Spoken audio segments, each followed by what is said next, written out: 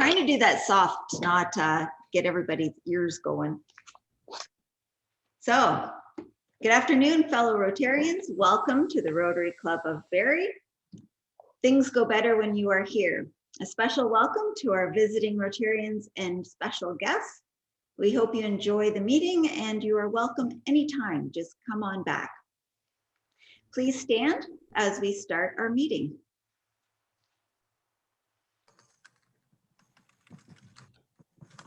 For good food, for good friends, and for the opportunity to provide service above self through Rotary, we are thankful.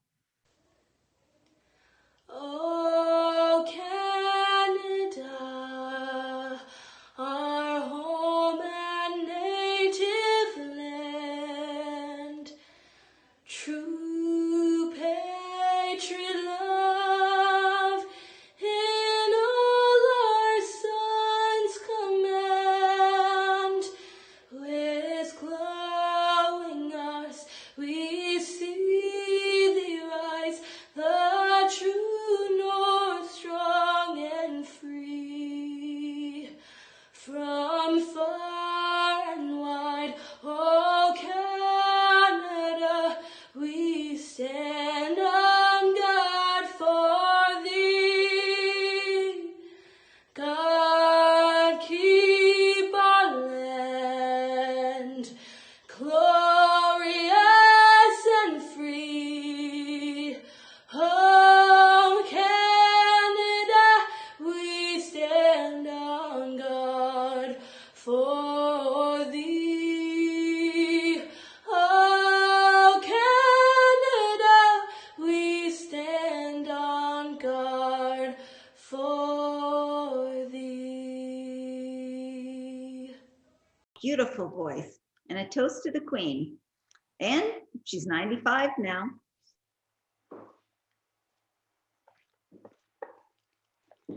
So for introduction of guests and visiting Rotarians, Betty Ann. President Deb and fellow Rotarians, first of all, I want to say how great it is to see so many from our satellite club joining us. If you're from the satellite club, go down to the reactions and put a hand up, and so we know how many of you are here, just to give us an idea of how great it is to have you join us. Other than that, I have Dan Blakely here today, and Kirsten Mossman. I'm not sure anybody else. I've got pretty much everybody marked in. So if you're a guest and we've missed you, welcome. Thank you, Betty Ann. And yes, welcome. Love having our evening group come and join us. So again, everybody's welcome. And it goes the other way too, as Katie's got a little smirk on her face there going, it goes the other way, so we can go and join in with satellite anytime as well. So we have Nate. Now, Dave, do you have that queued up just for a little recap?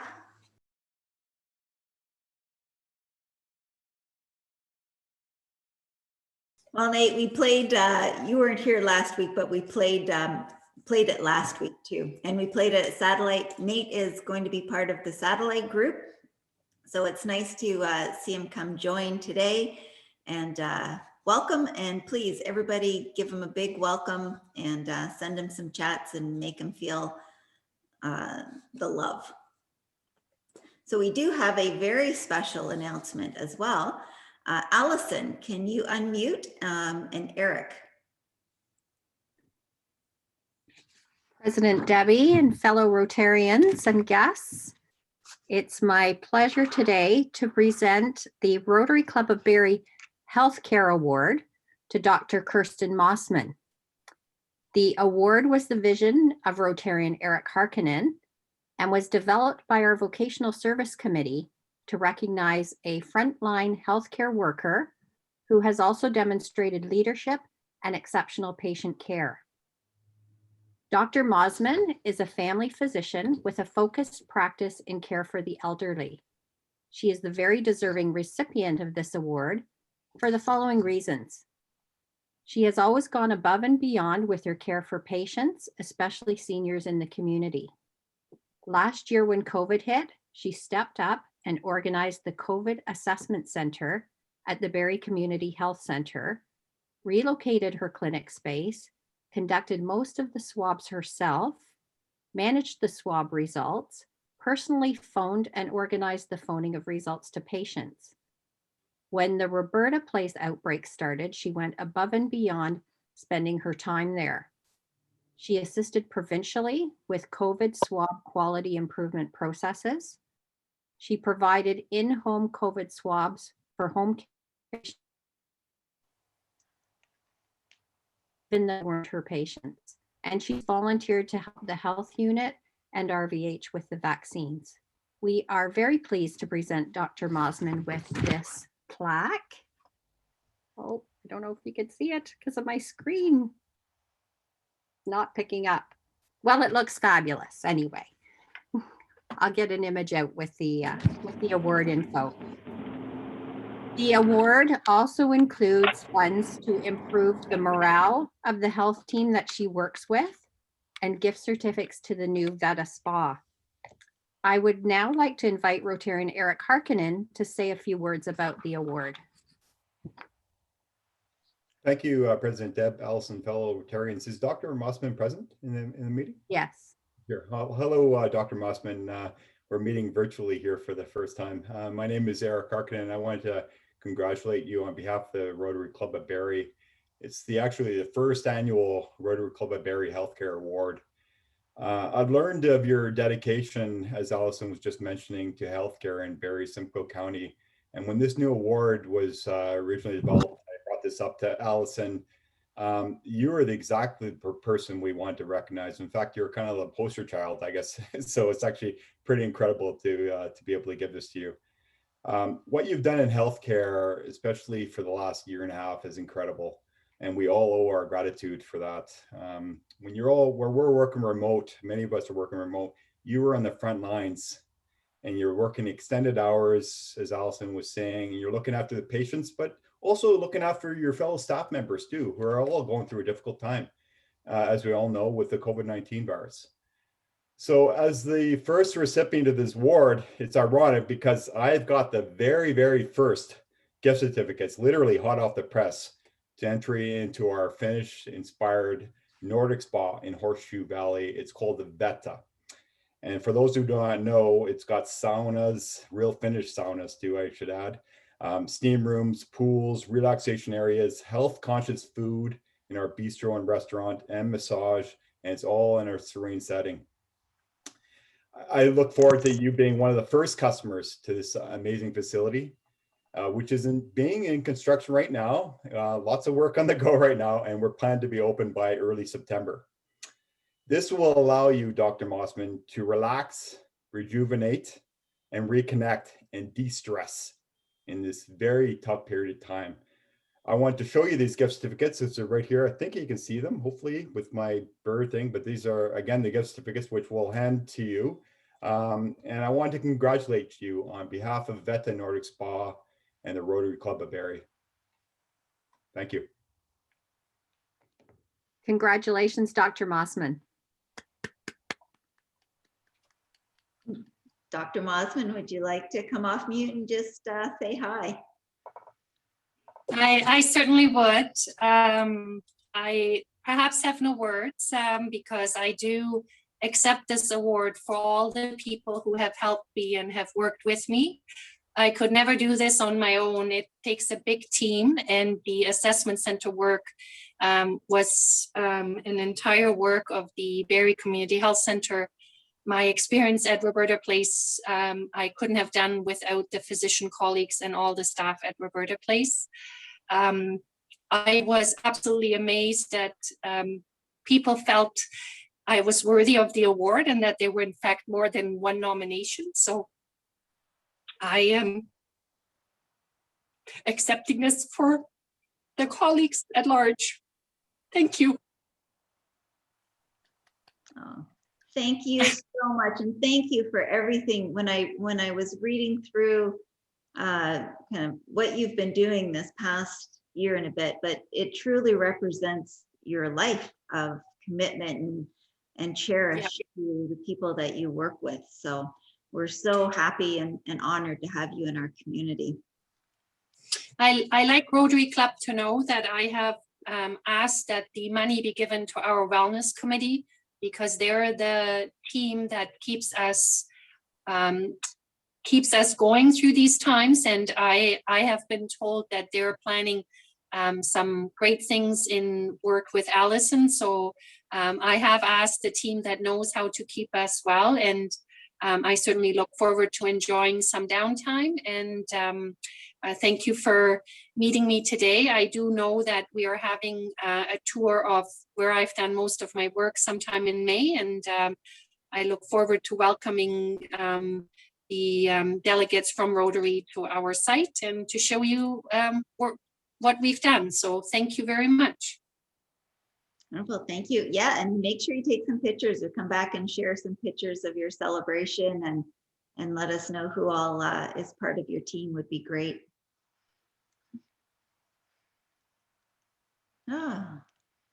Allison, any last words? Thanks, President Debbie. Thank you, Dr. Mosman, for everything you've been doing and for your kind words as well. We greatly appreciate everything you're doing for the community and look forward to meeting you in person someday. Oh, and Dr. Mosman, be sure to be reading your chats. Yeah. So I'm going to jump into birthdays and anniversaries. So we've got one birthday today, Dave Tish, April 29th. We've got one anniversary, Doug Jernigan and Sandra. They're 39 years. And for date joined Rotary, Rory Quinn is 3 years and Kelly Best is 26 years. So congratulations to you all. As you know, donation to polio and a donation to the fight for COVID is in your honor. And Jeff, do we have something?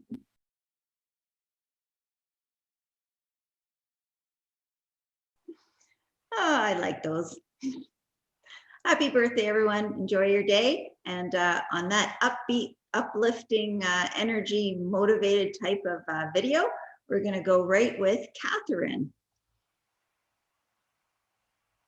Okay, so if we are doing a tulip auction again this week, and if people don't know about it, I'm going to give a quick recap. So if you like tulips, ending polio, and helping raise money for Rotary, and if you like maple syrup, this is the auction for you.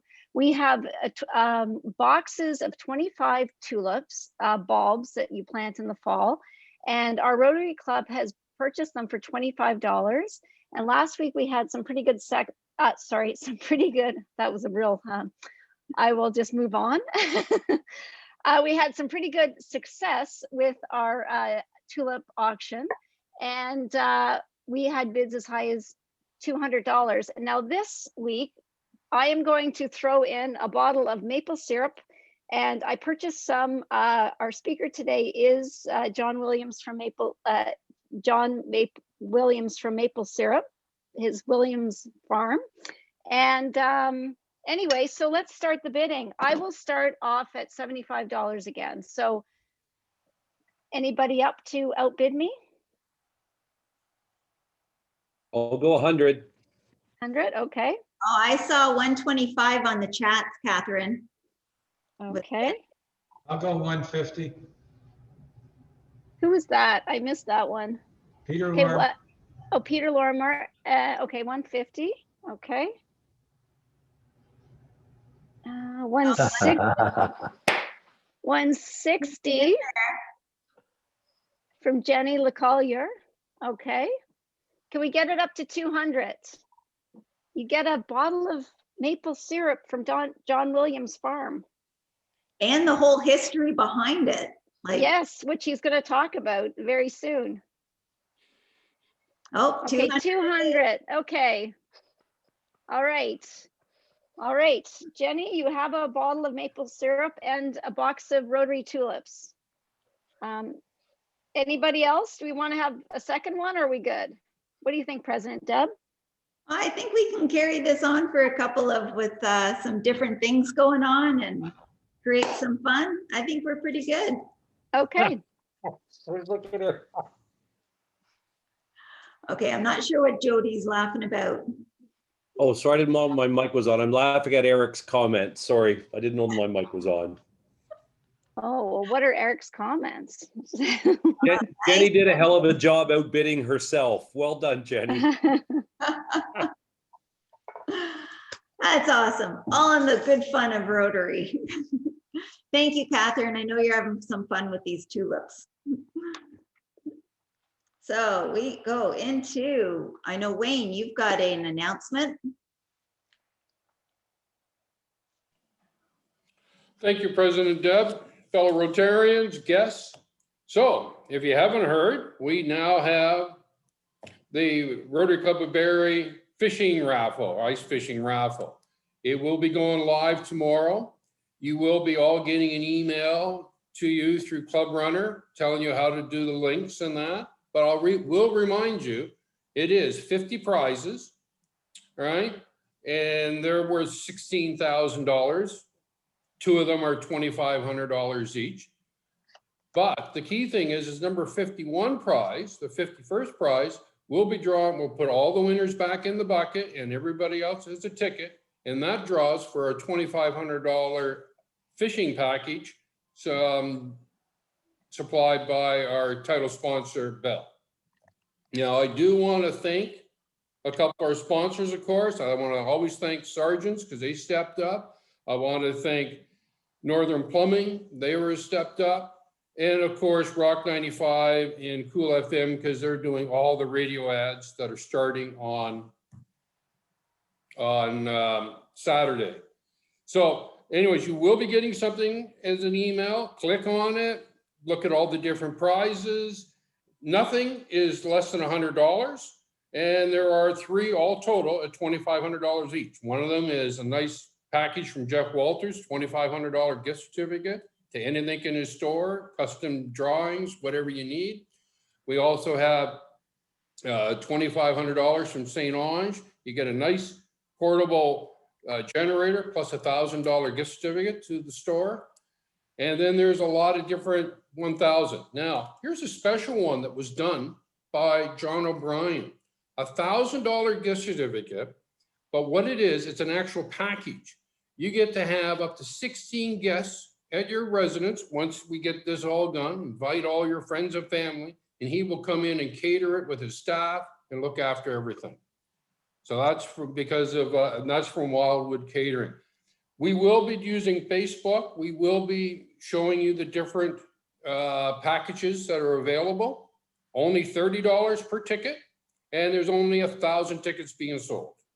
Now, we will be making, of course, it's out to the general public. We are in the process of sending all the emails to our past participants and ticket holders in the regular ice fishing tournament. The only person, though, that is not allowed to buy a ticket is Todd Tuckey. It was passed by the committee that it was not fair.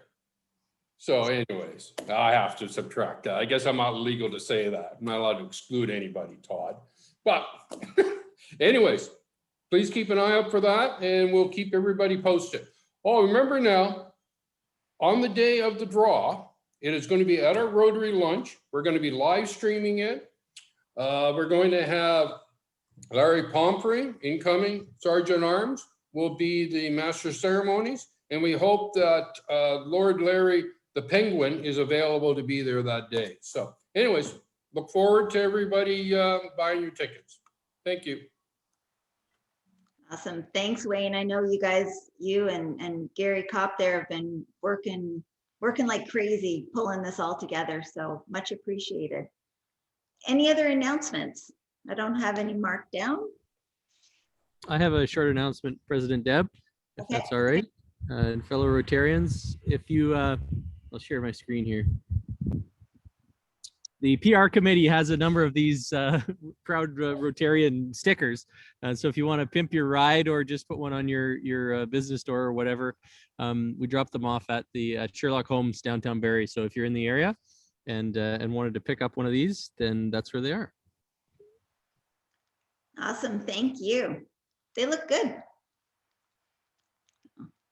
And of course, a little promotion for Sherlock down there on Bayfield Street. So we'll be sure to get Craig on that another time. So SAA Eric. Thanks, President Deb. And, speaking of promotion, how could I not start off with a great advertising nod to Eric Harkinen and Veta Spa. It's great to have a satellite crew with us today to see somebody get fined for advertising in a Rotary meeting. So let's see, we've got the screen up there now with Veta. We had some tremendous advertising going on during the awards ceremony. So, President Deb, we got some super opportunities here. I was thinking, Eric might want to start with a gift certificate for the president for the new spa. But what else would you kind of like to add into that? You're allowed to unmute, Eric, and attempt to defend yourself. Yeah, Eric, let's see.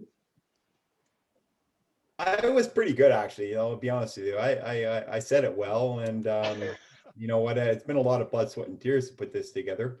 So I think it should be easy on me, and considering we're still in construction, I need the help, right?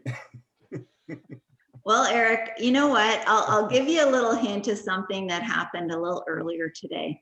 We did a little Zoom video with Dan, who is on here, and Eric didn't once refer to me as President Deb through that whole talk. I called him after and said, when you get onto this, to save the SAA, from hitting you too hard, should say President Deb. Guess what? When he started right now, no President Deb. Yeah. There we go. President Deb, I guess I messed up, but time is not the last time, so. Yeah, I think we're at what, at least $20. What do you think, Eric Dean? SAA Eric? Yeah, I think 20 is good. I mean, clearly Eric's going to want to do lots of great things for the auction. As the auction comes up, he might want to do something for the fishing if there's still time, or if the spa will be open in time for that to make sense. But yeah, $20 Canada Helps donation to the club would be just a nice gesture, I think, in return for all of that phenomenal advertising. Yeah, I think so. I think that's fair. That's the cheapest advertising I've done to date, so. Watch it. Yeah. It's all right, thanks, Eric. Also great to have like a satellite come on at lunch and enjoying our fun.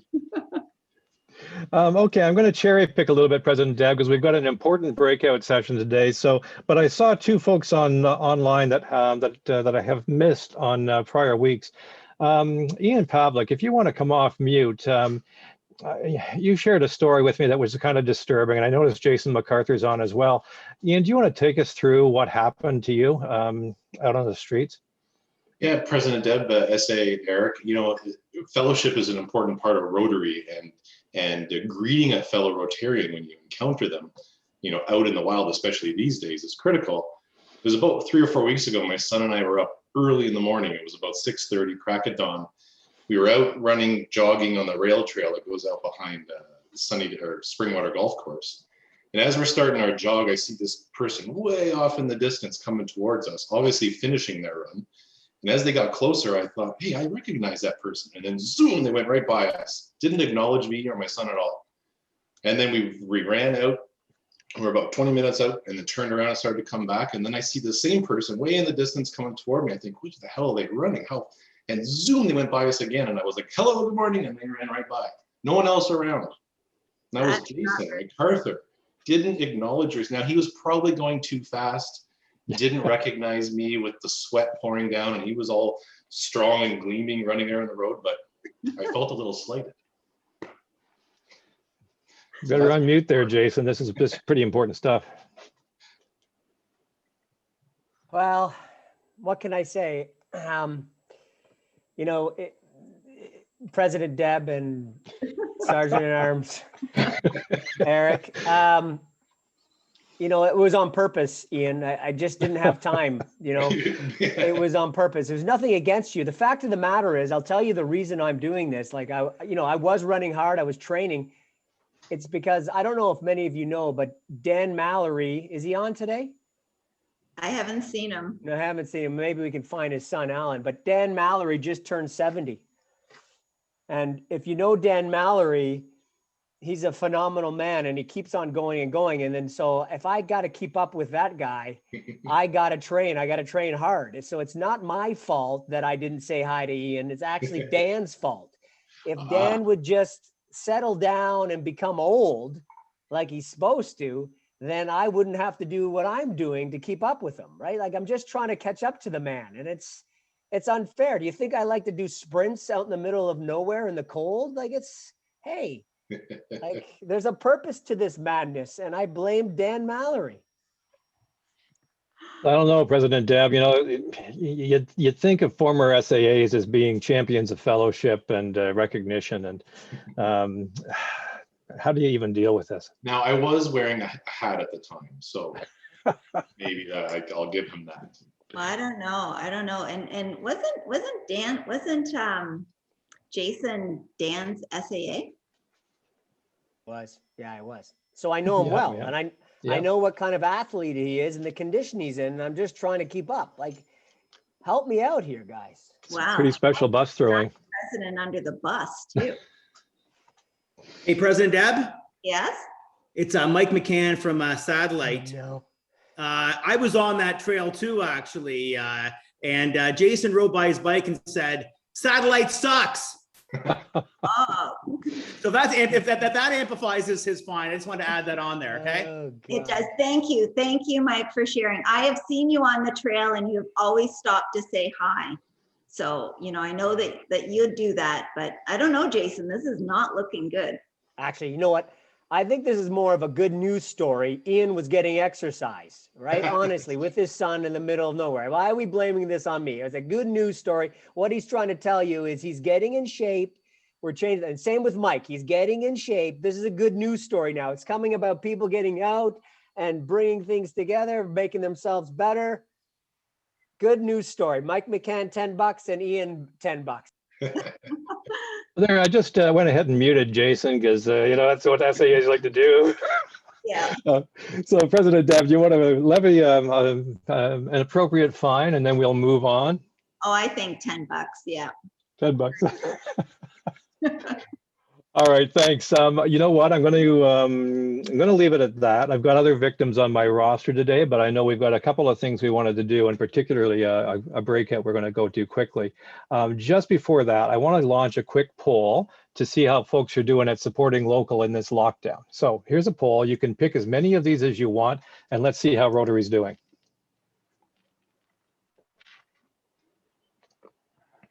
So this is just in the past couple of weeks.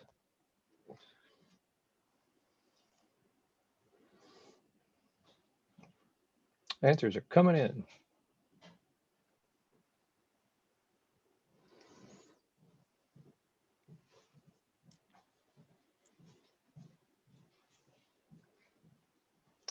That is great. I'm going to end polling and share the results. Lots and lots of good stuff. Lots of Rotarians eating out. 94% of our respondents have done that. Lots of folks have been helping others with their shopping. So it's nice to see, but let's keep it up. It's an important time to be out there supporting local business. And you can do that through the ice fishing draw as well. Okay, President Deb, how's about we talk a little bit about breakout rooms. So what we're proposing to do today is a little bit different. You got your committee selection forms this week. And so we wanted to give you a chance to actually meet some committees during the breakout rooms today. So what's going to happen is I'm going to open the breakout rooms and you're going to find yourself with a pile of breakout rooms assigned by committee, and you can join whichever one you want. So perhaps you want to join a committee you've been involved with in the past, so you can kind of weigh in on what it's all about. The directors, where possible, will be there, and the incoming directors potentially. And it'll be a chance for the directors to give you a little overview of what their committee does, what you could expect as a member. And so we'll give this a try. We're going to do this week and next week. So you can go shop for a committee. I'm opening the rooms. You should see an opportunity to pick. If you scroll down on most devices, you'll see the rooms down below. I even gave Jody a room in case you want to go and chat with Jody. If you're that hard up for a committee. And if you don't end up being successful, you'll end up staying in the main room and President Deb will preside over that room. So I see some joinings going on. We'll give you some time and we're going to keep this for about 10, 11 minutes and then we'll come back for the program today. Oh, good. Are we starting to see people disappear from the main room? That's good. Excellent. You guys are catching on to this. Eric, with some versions of Zoom, you don't get those options. Is there another way to join? You look around and punch buttons on things. You should be able to see it somewhere. We ran into this at the PATS conference. If you have an older version of Zoom, you cannot go into breakout rooms. You'll have to ask the host or the co-host to assign you to a breakout room. Okay, we could do that. If I can remember how. If you go into the chat and just ask, then. Yeah, where do you want to go, Allison? Okay. Eric, just choose the breakout room and you can just. I've got it. Allison, where do you want to go? Vocational, please. Oh yeah, I suppose that would make sense. All right, I'm shipping you out. I got Did it. Work? Good. All right. Anybody else need help getting thrown to someplace? Look like Dan Blakely can stay on and interview President Deb. This is good. Hi, Eric. Could you throw me into vocational? It's Ben. Where's Ben? Ben. Okay. Gonna find you. I got him, Eric. I got you. him. Okay.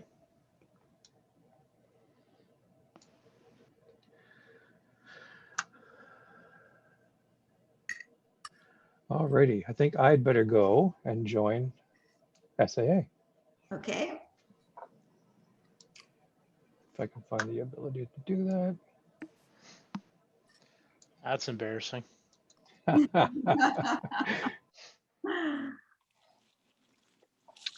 there's still a few people you may need to sign or just leave them here, Jeff. It's neither here nor there. Some people aren't even around. I don't think Tucky's even watching. So.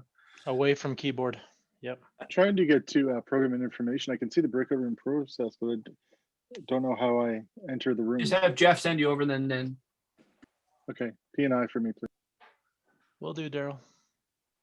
My computer crashed, so I just signed back in from my phone and I can't see any committee selections. So where would you like to go, Todd?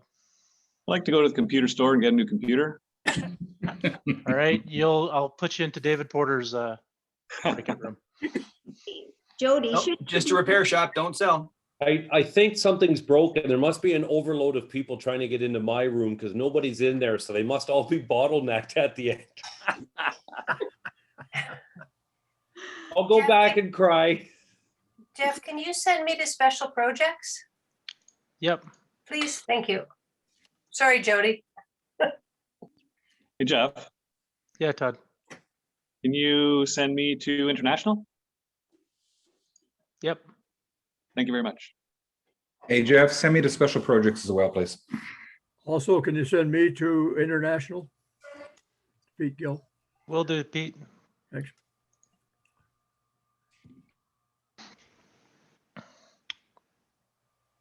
I would offer to help, but we're down to 16, so there's no point. Yeah, could I go to community service, please? For you, Dennis? Sure. Bud Gooderham, can I go to environmental? Will do, bud. Thank you. You should just have to click something there. No, it depends on the version. Sometimes even the iPad version can't go to breakout rooms without being assigned. Oh, I signed them. Sorry, they might come up saying you have to be here or something. I don't know. Oh, all right. I saw him disappear, so. He gone. Yeah. So Dan, what we need to do is get you involved in Rotary. Let's talk about the time commitment there. Because I work 24/7.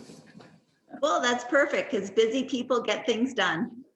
Well, usually, yeah. We can talk about that when we get together another time. Oh, okay. No, it's fun being part of this today and seeing how everything works. I mentioned to you before, I was at a meeting many, many years ago to cover a guest speaker you had and hadn't been back since. So this is a good opportunity. Yeah, a little different format with it being on Zoom, but Yeah, no lunch. Come on. we're making it work. And some people eat their lunch, some people kind of wait. There are a few glasses of red wine around too when you kind of take a look at it. This is usually nap time for me. So if I nod off, you'll understand why. Yeah. So I know for those of you that are on, Dan is 43 years of experience and stories going back with with radio. Does it include TV at all? Is it just radio? TV, sort of. When I worked in Toronto at CFTR, when it was a music station, we used to do news updates through the soap operas on Channel 47. And then eventually I moved over to Chum and I wound up doing traffic reports from the Chum newsroom for CP24. So limited TV, don't have a face for it, and much prefer the anonymity of radio. Although people recognize your voice when you're out and about. They look at you and say, I know that voice, I know that voice. And so you start to play a game, whose is it? And then they start guessing and eventually they get it right. Wow, that's pretty good. So for here, I don't know, can we pull a story out from you or? What kind of story would you like? Well, we did talk about bloopers and I think Catherine has added to our blooper reel. Well, they are many and varied over the years, whether it's getting merds wixed and things twisted around and saying things somebody earlier didn't know his mic was on. We've had that problem before in radio. The cardinal rule is every mic is a live mic. Treat it that way because you never know when it might be on. I mentioned to you the other day when we were talking, I had an experience with a fly when I worked in London that landed on the end of my microphone in the middle of a newscast. And I have my headphones turned up really loud because I like to actually hear what I'm saying. And so this fly buzzed really loudly in my headphones, just as the jock who was in the same room was putting his back on. So now he's laughing in the corner. And I stuttered and tried to get through the rest of my newscast while he was laughing and trying to keep me from laughing at the same time. Threw my sports away, read the weather. Then we started to explain why we were laughing, which was the first mistake. Second mistake was the jock who had the master control for the microphone, turning my microphone off. I didn't know that. I reached up to turn it off and actually turned it back on. Wheeled back in my chair, looked at him and said, "Did you hear that freaking thing?" Didn't use the word freaking. Rhymes with truckin'. And we laughed some more and then realized the microphone was on and turned it off. Didn't realize at the time what I had said until the program director come crashing into the room and said, "What did you just say?" I said, "Haven't I got? I don't know.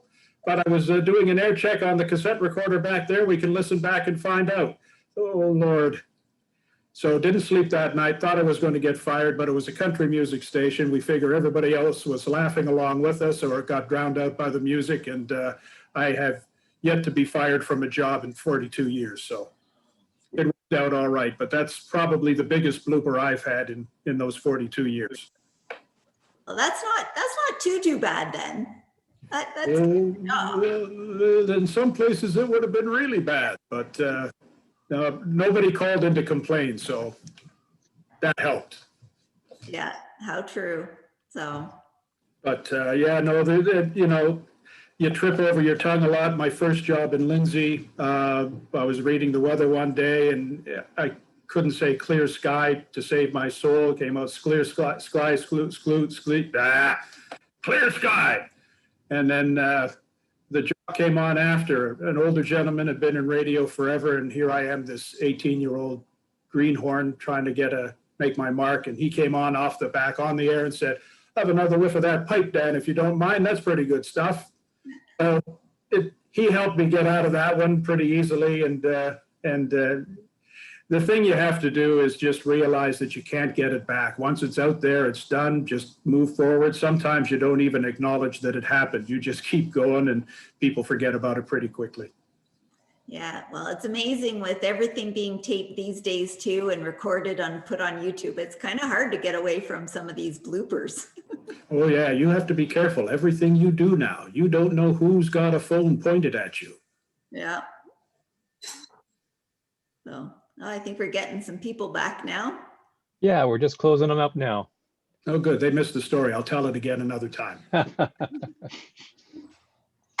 Hey, President Dad, there wasn't anyone that wanted to join the club services committee other than Betty Ann and myself in the chat room. So anyone want to join club services? I'm a nice guy. So. I put you down as number one, Andy. I just didn't see the point in coming into the meeting. I know what club service does. All right, perfect. Well, you can take me. I won't show up at any meetings because I have my district secretary duties, but you can put me down as a member. Yeah. All right. Wonderful. Wonderful. Andy, you'll find that there'll be people that will love you. Yeah, I'm gonna start scouting. I was gonna say, Andy, are you in your car?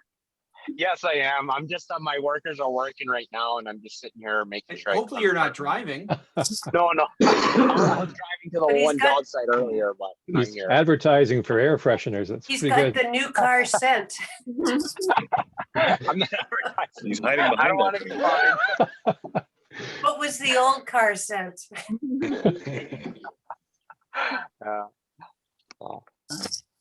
we have everybody back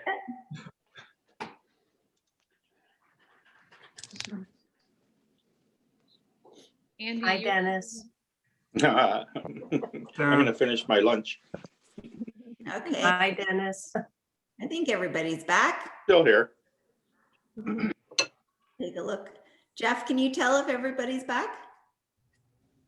Looks like everyone's back, President Deb. Well, if you close the breakout rooms, everyone comes back anyway. Okay. Yeah, they're closed. Don't want to leave anybody hanging there, you know. Jody might be out talking to people in his group there. I'm gonna need some more time, Deb. My room is still busy. Yeah, yeah.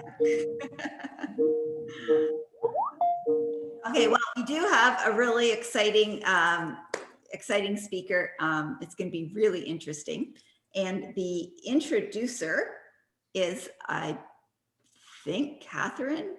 It's me. Yep. Okay, am I muted? No, you're good. I can hear you. Okay. So today I have the sweet honor of introducing local maple syrup producer John Williams. John taps over 3,400 trees and operates Williams Farm in Wybridge with his wife, Suzanne. John is also the executive director of the Ontario Maple Syrup Producers Association. John first became interested in tapping trees on his family farm when he was about 12 years old. In 2002, he became a commercial producer and hasn't looked back since, making this beautiful product. So without further ado, take it away, John. Hi, Catherine, and all of you. Thanks for having me today. Can you hear me all right? We can hear you fine. Yep. Great. So I've got a PowerPoint presentation, and while I've spent a lot of time on Zoom, like all of you during this pandemic, I haven't actually had to do a lot of PowerPoints through Zoom. So hopefully this is going to go all right. And I'm just getting it set up here to run. And I'm just going to share my screen with you here.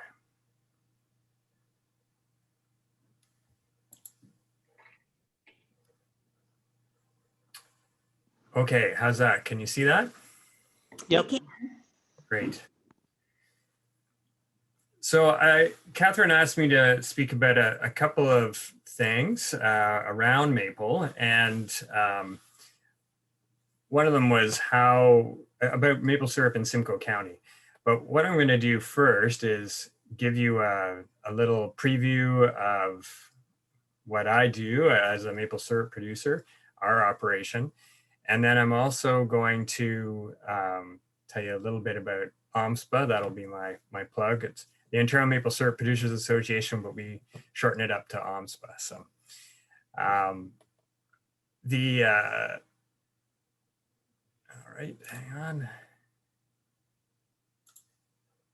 There we go. There's just some of our product that we bottle. And just for a little entertainment, oh, you know what? Hang on. Here's one of those points on where I think I forgot to share. Thanks, dude. All right, have a good day.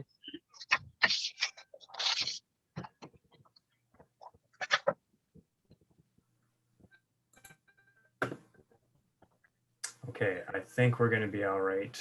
I'm trying to do a video here and I forgot to click a setting as we went through. Let's see if this is going to run. Just a little entertaining thing.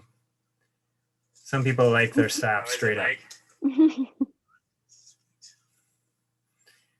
So I don't know if did that show through at all? It did. It did. Okay, good. Just a friend of mine in the spring, the first thing coming out of the pipes as we tap sap. And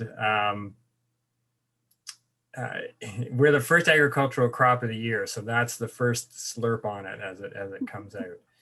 So this is a picture of me in front of our evaporator. As many of you know, we have to boil down the maple sap to get it to syrup. So we use a wood-fired one. We have about 3,400 taps on pipeline, which was what Mike was slurping on there. And that adds up to about 120,000 feet of tubing that we use to collect it all. And it's in 55 acres of maple bush. So that 120,000 feet of tubing comes down to 2 tanks, and we collect it all from there. So that's our wood-fired evaporator, and it's 4 feet by 12 feet long. And we can put about 200 to 250 gallons an hour of sap into that. So for those of you thinking liters, that's close to 1,000 liters an hour. And we also run a reverse osmosis machine that takes about 3/4 to 80% of the water out before it even gets to the evaporator. And if we have time, we've got some pictures of that too. And then you've got all this sap coming in. A big 24-hour period for us could be about 2 gallons per tap. So that would take us up to around 7,000 gallons. So that's why we have about 7,500 gallons in sap storage, big stainless steel tanks that all goes into. And all of that helps us produce about 1,000 gallons of syrup every year. Unfortunately, not quite that much this year. We're going to be more like about 750 this year. And we sell direct from the farm online and through specialty stores around the area. People like Nicklin Farms or Homestead Bakery. Some of you might recognize this fellow in the picture. This is Tom Shaw of Shaw's Maple up at Orillia. He's one of our members in the county. So we have about 600 members across the province. And they're everything from hobby producers that have about 10 taps up to the largest producer in Ontario, which is about 150,000 taps right now. And that covers an area from, in the far south, we have members down around the Windsor area and all the way up to Thunder Bay, whereas that's really the limit for north and west that maple can go in Ontario anyway. And our mission is to promote a viable maple industry through education of our members and research and then promotion. So you may see around the province as you're buying syrup, this Sweet Ontario logo. That's our brand. And then OMSP up here, that's our association logo. And we started in 1966. So we've been around 55 years now. So making maple syrup in Simcoe County. This is just a shot in one of our bushes of the tubing. So what do sugar maple like? Sugar maple like medium to light soils. You don't usually find a sugar maple in a swamp. They like the lighter soil without wet feet and good drainage. In fact, some of the areas, if you're driving around Simcoe County, you'll notice if you're next to a gravel pit, often you'll see a good sugar maple stand next to it because they like the drainage. Sugar maple really like calcium in the soil. So that would come from things like limestone often in the soil. And they don't like to be too dry though, because they're on these light soils. They like to have good summer moisture. And that's one reason there's speculation that we didn't have a great year this year is because of that. It was a bit dry last summer at times. So why do we have a lot of sugar maples around Simcoe County? The bushes that we run 2 bushes, our own bush, which is 20 acres, and we rent a 35-acre bush. And they're about 90% maple. And you'll see a lot of stands like this around the county. Part of it is because of invasive species.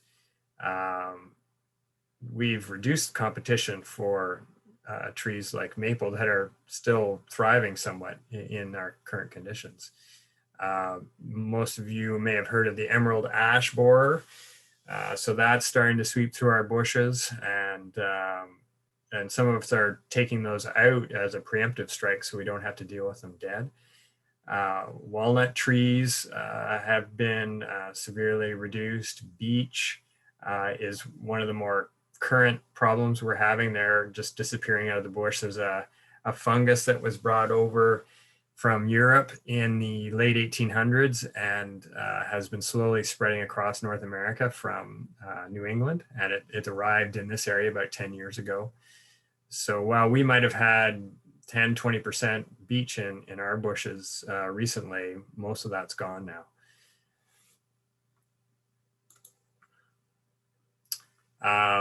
Sugar maples can grow in the shade, and that's why a mature bush will tend to have sugar maples predominate. You don't have things like red oak and whatnot because they need more sun, especially early on as they're growing. But sugar maples can germinate and start to grow in their own shade and then grow up and replace the older trees. You may have seen some of that in forestry around the county when maybe you have a favorite section of county forest that was red pine or white pine before, and then suddenly they come through and they take all of those out, and it looks horrible, and some people feel it's a really nasty thing to do, but those conifers will start to age out, so that's why they're harvesting them. And guess what's growing underneath them? Lots of maples and used to be beeches and things like that. So then they come up through afterwards. So those coniferous forests act as a nurse crop in a sense for the hardwoods that come in behind. So Simcoe County and maples. Here's our beautiful county. A map I stole off their website. So we have a great situation for maples in Simcoe County because, remember I said they like lots of calcium in the soil. We're really close, and I don't know if you can see my cursor, but over on the left side here of Simcoe County, we have the Niagara Escarpment running along here. And guess what that's made of? It's limestone. And so we have chunks of limestone in our soil that were deposited there when this whole area was glaciated. So that's called glacial till. And large parts, especially when you get north of Barrie, of Simcoe County, are made up of this material. And that's just the stuff that gets scraped up and pushed around by the glaciers and then deposited in big mounds in different ways. Oromadani, that's all a giant moraine, which is formed at the end of a glacier. So the glaciers just scraped all this stuff up, mixed it all up, and they put a nice amount of limestone bits in there. And so we have good calcium. The other nice thing about all those hills and sloping land, they're well drained for the most part, not everywhere, but and hey, sugar maples like that. And again, as I mentioned, that limestone is all mixed in there, gives them calcium.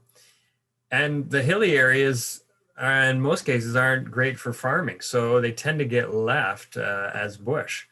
And those of you that grew up in the area will be familiar with that. If you're ever on a farm, usually you find, you've got a 100-acre farm, you've got 40, 50, 60, 80 acres that are pretty good for farming. And then, at the back, there's a really rough hilly section, and that's still all bush. And most of that will be maple.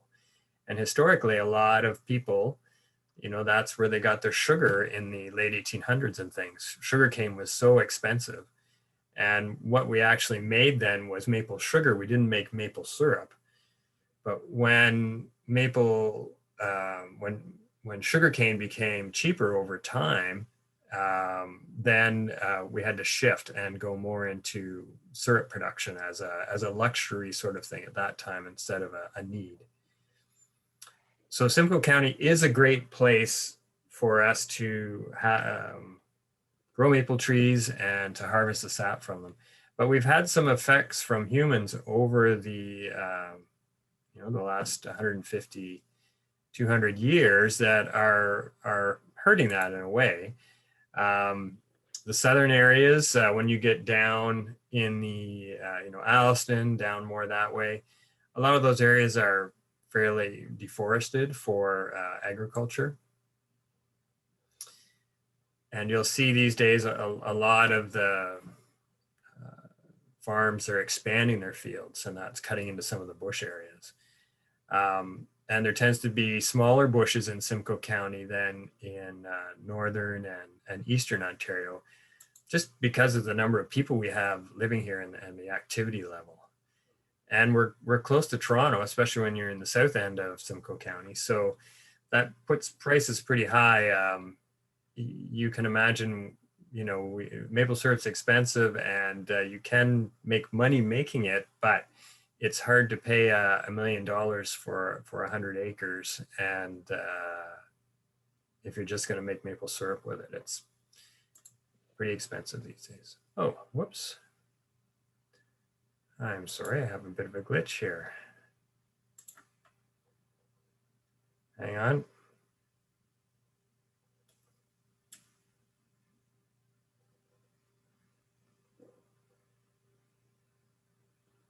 There we go. Okay. So that's part of the stuff that Catherine asked me to talk about. What time are we at now? We're at 10:17. So Catherine, if you want, I could take a few questions about that. I can go on to do a little more detail about, how we collect sap and how we process it and those things, just depending on where we're at for time. President Deb, what do you think? We have about, we have about 7 minutes, 8 minutes that we can listen to a little bit more here. And if somebody has some questions, if they want to drop their question into the chat, then we know what questions are there. And sure, John can kind of keep half an eye on the chat too and pick up anything there. Sure, sounds good. Okay, let me just see if I can get the chat up here so I can see it.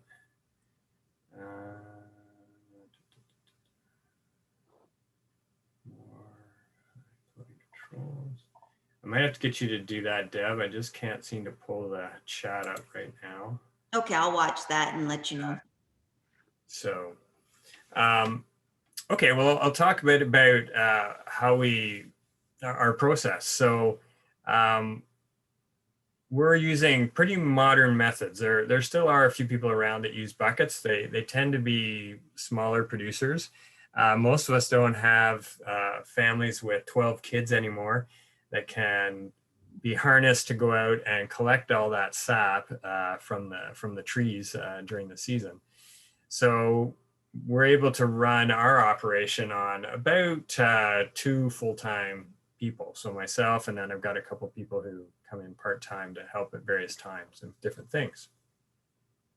So you've seen some shots of the tubing earlier on that we used to collect everything and take it to a couple of tanks.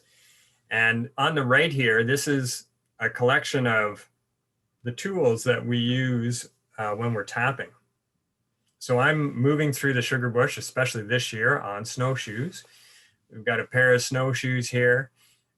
We carry a cordless drill, an 18-volt drill that does a lot of the drilling for us these days. Long gone are the braces that our forefathers used. We've got a tool belt on. I guess we're kind of a maple trade person at that point. We're functioning very much like that. So we move through the bush, drilling the holes and doing the repairs.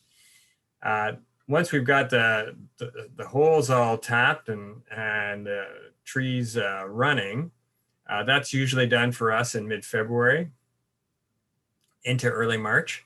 Then we can start collecting. So this is the tree or the picture on the left here.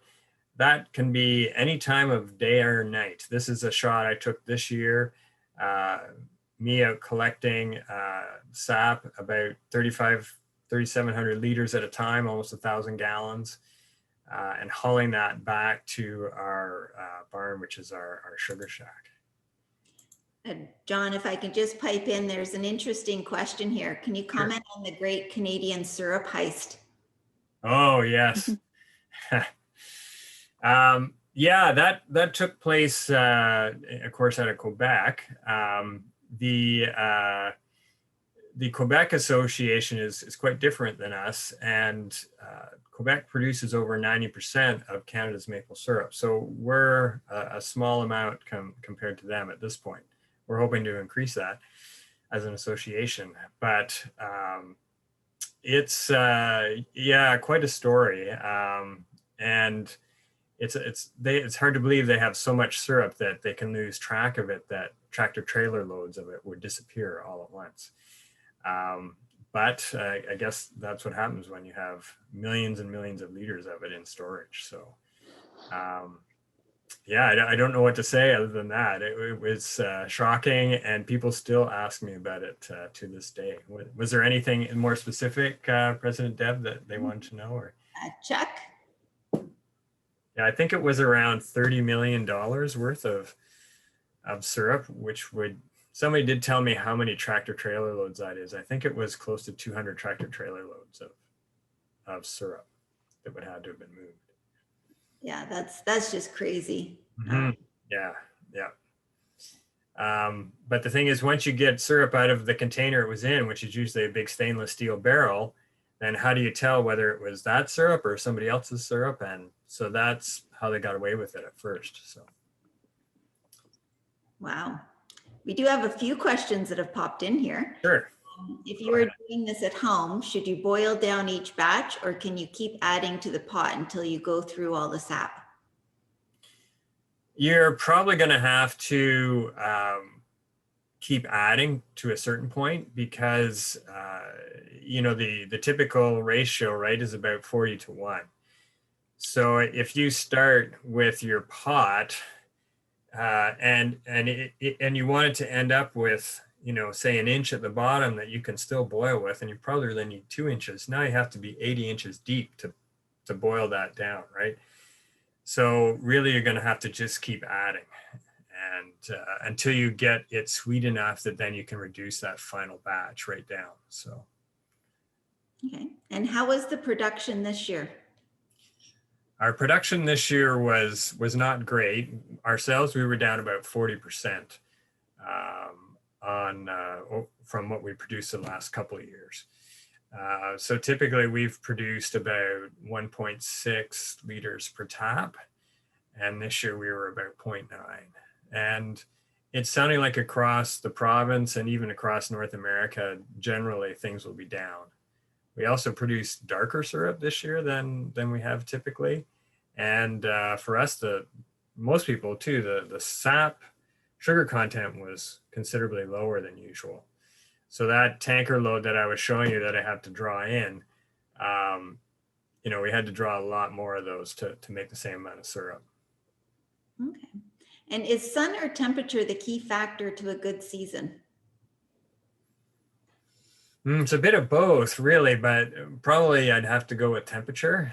And that's what happened to us this year was or one of the things anyway, besides the low sugar content, we had that week in around mid-March that went into double digits temperatures.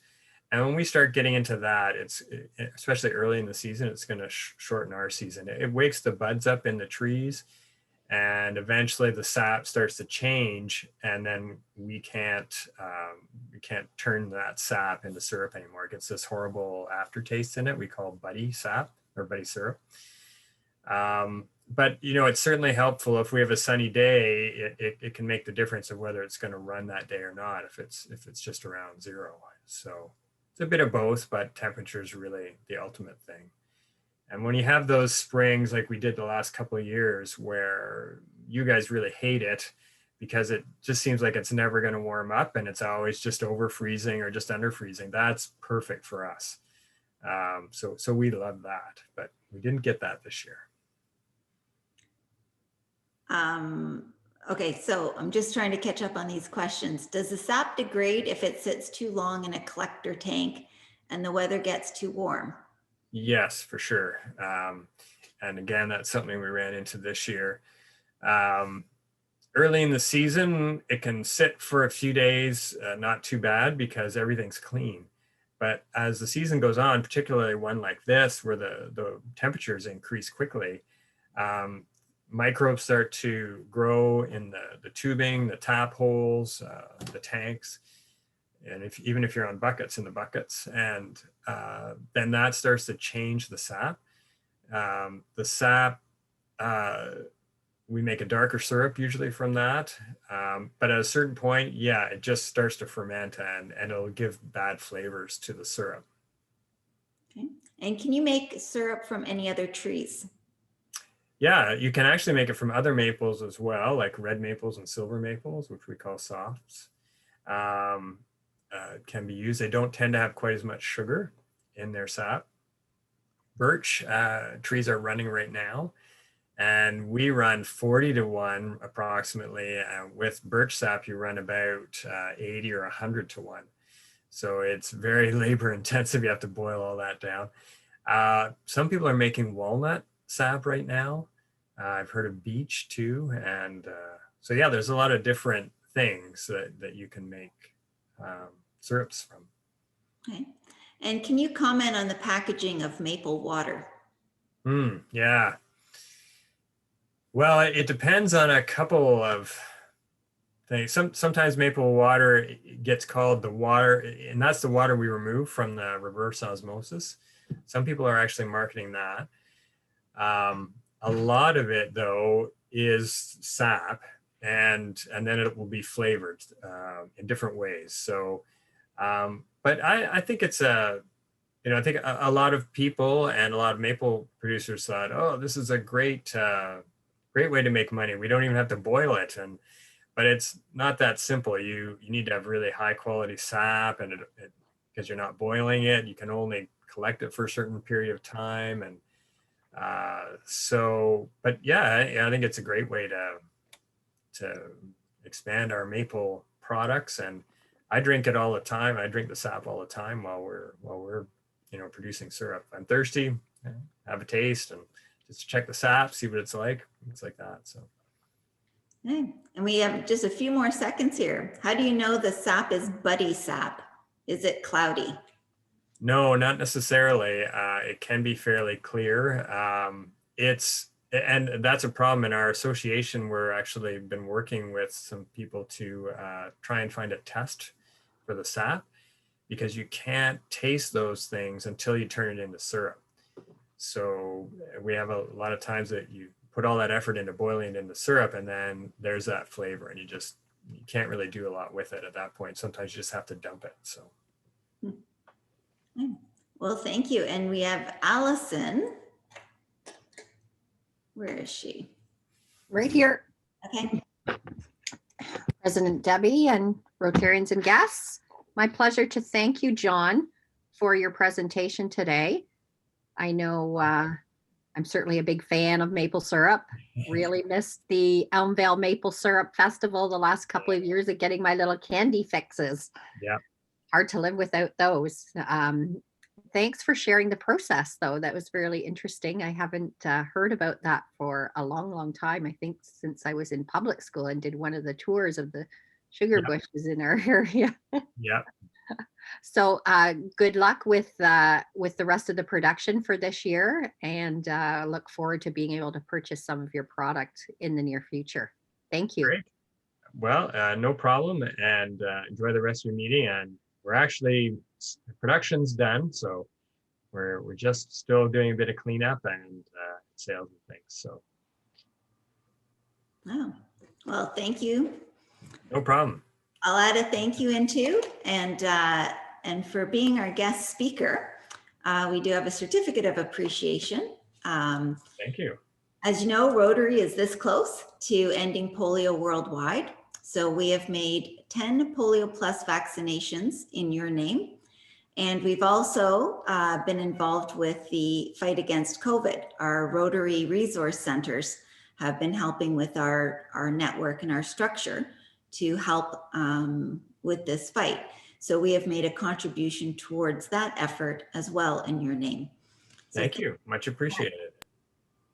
And just check out the chat. There's a couple of thank yous there as well. Okay, will do. So President Deb, Stronger Together, Together Inspired Moment is about fellowship, which we brought up earlier today. So Rotary Fellowships are international groups that share a common passion.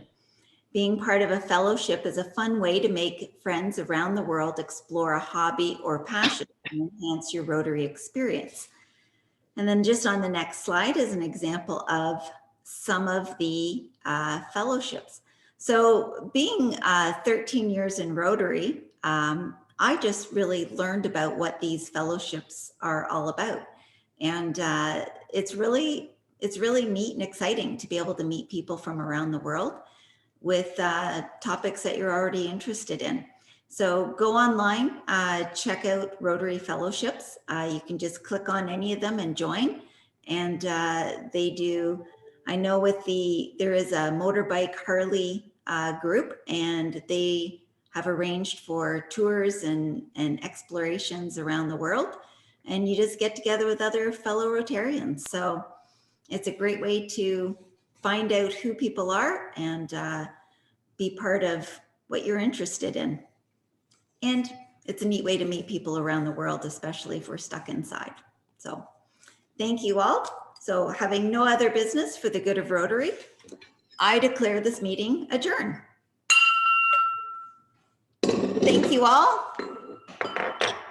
Thank you, John, if you're still on.